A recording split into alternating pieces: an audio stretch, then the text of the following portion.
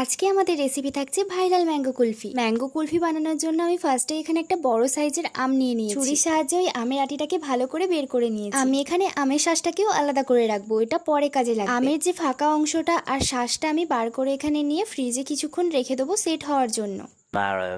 চলো এরপর আমরা ম্যাঙ্গো কুলফি বানানোর জন্য মেইন ইনগ্রিডিয়েন্টসটার ব্যাপারে বলবো। হ্যাঁ ঠিকই ধরেছো, আমি এখানে 2 কাপ মতন দুধ নিয়ে নিয়েছি আর সেটাকে ভালো করে ফুটিয়ে নিয়েছি। ফুটে এলে আমি এখানে পরিমাণ মতো চিনি দিয়ে দিয়েছি। তারপরে 3 টেবিল স্পুন মতন আমি এখানে কর্নফ্লাওয়ার জলে গুলে নিয়েছিলাম, সেটাই দুধের মধ্যে দিয়ে দিয়েছি। আবারও একবার দুধটাকে ভালো করে জাল দিয়ে দুধটা আরেকটু ঘন হয়ে এলে আমের যে শ্বাসটা আমরা রেখে দিয়েছিলাম ফ্রিজের মধ্যে সেটাই দিয়ে দিয়েছি। আমার কাছে ভ্যানিলা এসেন্স ছিল না বলে আমি এখানে এলাচ গুঁড়ো ব্যবহার করেছি, তোমরা ভ্যানিলা এসেন্সও দিতে পারো। এরপর আমরা দুধের যে মিক্সচারটা বানিয়েছি আমের ফাঁকা অংশটার মধ্যে ওটা দিয়ে দিয়েছি। মোটামুটি 4-5 ঘন্টা ডিপ ফ্রিজের মধ্যে রেখে আমটাকে বার করে নিয়ে গোল গোল করে কেটে নিলেই আমাদের ম্যাঙ্গো কুলফি রেডি। আর এটা খেতেও কিন্তু দারুণ হয়েছিল। এবার তোমরা আমাকে ঝটপট বলে ফেলো তো তোমরা কারা কারা ম্যাঙ্গো কুলফি ট্রাই করেছো।